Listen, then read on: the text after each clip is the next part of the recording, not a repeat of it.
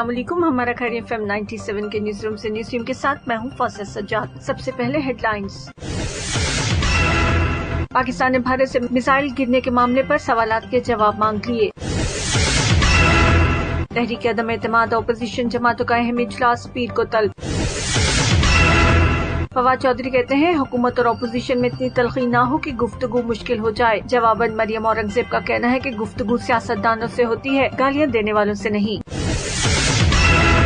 मस्जिदुल हराम में 10 लाख से ज्यादा अफराद ने कोरोना पाबंदियों के बगैर नमाज अदा की। खारिया लालमूस और गिरदनवा में रोजाना की बुनियाद पर महंगाई में शदीद इजाफा। डीसी गुजरात की जानिब से तमाम सरकारी हॉस्पिटल्स में डेंगू के मरीजों के लिए अलग वार्ड्स और बेड्स मखसूस करने की हिदायत। और अब खबरें तफसील के साथ।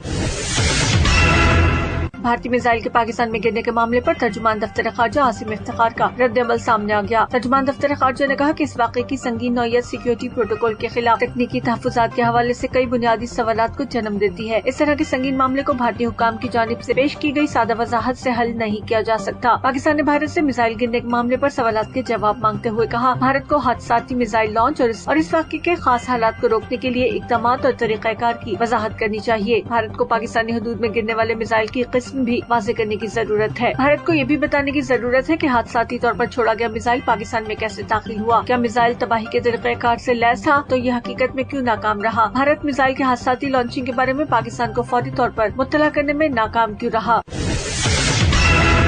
अपोजिशन जमातों ने वज़ीर आज़म के खिलाफ तहरीक अदम एतमाद पर मुशावरत के लिए मुश्तरका इजलास पीर को तलब कर लिया है। इजलास अपोजिशन लीडर शहबाज शरीफ की रिहाइशगाह पर होगा, जिसमें शहबाज शरीफ की जानिब से अपोजिशन रहनुमाओं के लिए इशाया भी दिया जाएगा। इजलास में आसिफ जरदारी, बिलावल, फजलुर रहमान, सरदार अख्तर मेंगल समेत अपोजिशन की तमाम जमातों के कायदीन को मदऊ किया गया है।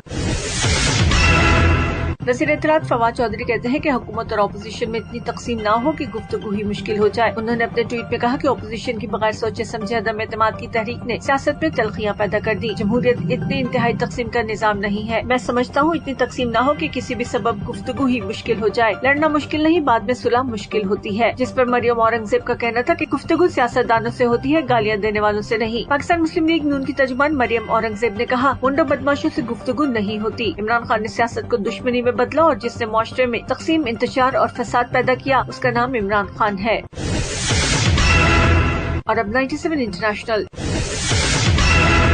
सऊदी अरब में कोरोना पाबंदियां खत्म होने के बाद मस्जिदुल हराम में 10 लाख से ज्यादा अफराद ने समाजी फासले के बगैर नमाज अदा की। सऊदी अरब की वज़ारत हज और उम्रा के तर्जुमान की जानिब से जारी बयान के मुताबिक मस्जिदुल हराम में 10 लाख से ज्यादा अफराद ने कोरोना पाबंदियों के बगैर नमाज जुमा अदा की। बयान में कहा गया कि हर उम्र के बच्चों को अपने वालिदैन और रिश्तेदारों के साथ मस्जिदुल हराम और मस्जिद नबवी में दाखिले की इजाजत दे दी गई है, जबकि इस साल बड़ी तादाद में लोग हज अदा कर सकेंगे।